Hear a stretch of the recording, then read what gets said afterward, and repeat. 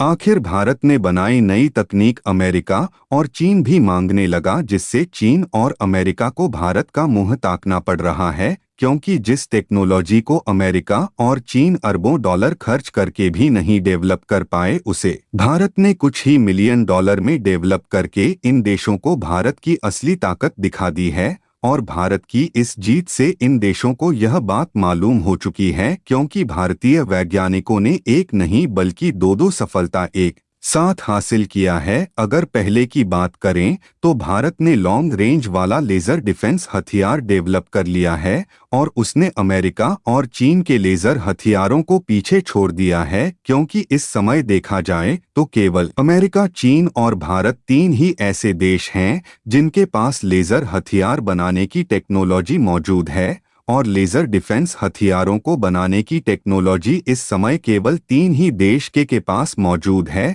जिसमें चीन, अमेरिका और भारत शामिल है। यहाँ तक कि रूस और इजराइल जैसे देशों के पास लेजर डिफेंस बनाने की टेक्नोलॉजी अभी भी नहीं है। लेकिन इन तीनों देशों में लेजर हथियारों को बनाने में जो समस्या थी वह है इसकी रेंज, क्योंकि अमेरिका, चीन और भारत के पास इस समय जो लेजर डिफेंस सिस्टम मौजूद है, लेकिन भारत ने लॉन्ग रेंज वाला लेजर हथियार डेवलप करके नई जीत हासिल कर लिया है। यानी कि देखा जाए तो अमेरिका और चीन ने अरबों डॉलर खर्च करके जिस टेक्नोलॉजी को हासिल नहीं कर पाए, उसको भारत ने बस कुछ मिलियंस के खर्चे में ही बनाकर तैयार कर लिया, जो कार्ब फाइबर और धातु के माध्यम से जल सकती है। पूरी अपडेट क्या है इस वीडियो में समझते हैं, लेकिन आगे बढ़ने से पहले वीडियो को पूरा देखने के लिए वीडियो को एक लाइक करके चैनल को जरूर सब्सक्राइब कर लीजिए, क्योंकि ये आपके लिए एक सेकंड का काम है, लेकिन इससे हमारी काफी बड़ी मदद होती है। और आपको बता दें कि भले ही भारत की डीआरडीओ ने लंबी रेंज वाले लेजर डिफेंस सिस्टम को बनाने की टेक्नोलॉजी को हासिल कर लिया है, लेकिन दिक्कत वाली बात यह है कि जब लेजर बीम के जरिए फायर किया जाता है तो काफी ज्यादा गर्मी जनरेट होती है। इसलिए हमें शीतलन का मैनेजमेंट करना होगा, क्योंकि गर्मी को खत्म करना बेहद ही जरूरी होता है। और इसीलिए इंडियन डिफेंस मैन्युफैक्चरर कंपनियां अभी इसके शीतलन का मैनेजमेंट करने में जुटी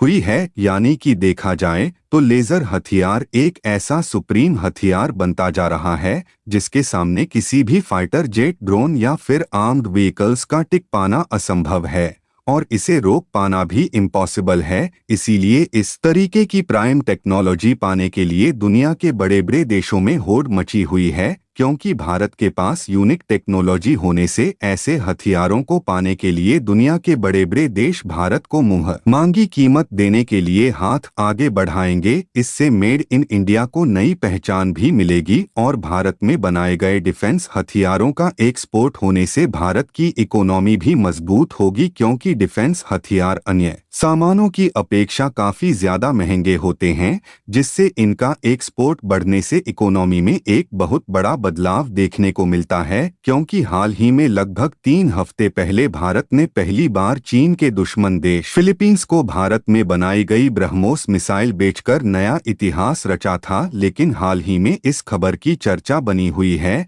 कि फिलीपींस के बाद वियतनाम, जो कि चीन का दुश्मन देश माना जाता है, वह भी भारत से इन्हीं ब्रह्मोस मिसाइल को खरीदने में अपने इंटरेस्ट को जाहिर कर रहा है। यानी कि भारत में बनाए गए ब्रह्मोस मिसाइल की पहचान इतनी ज्यादा बढ़ चुकी है कि चीन के दुश्मन देश भी भारत से ही मिसाइल खरीदने की डील फाइनल कर रहे हैं और इसीलिए सभी देश भारत की इस ब्रह्मोस मिसाइल को दुनिया की सबसे ताकतवर मिसाइल समझ रहे हैं। दरअसल अगर आप इस मैप में देखें तो यह है हमारा भारत देश और भारत से दक्षिण पूर्वी दिशा में समुद्री रास्ते आने पर मौजूद है वियतनाम देश। यह वही वियतनाम देश है जो कि भारत से ब्रह्मोस मिसाइल खरीदना चाहता है और वियतनाम के उत्तर साइड में मौजूद है, बल्कि वियतनाम के बगल जो साउथ चाइना सी है उसको पूरी तरह से अपने कब्जे में लेने की बात करता रहता है। इसीलिए वियतनाम और फिलीपींस दोनों देश चीन के खिलाफ षड्यंत्र रच रहे हैं।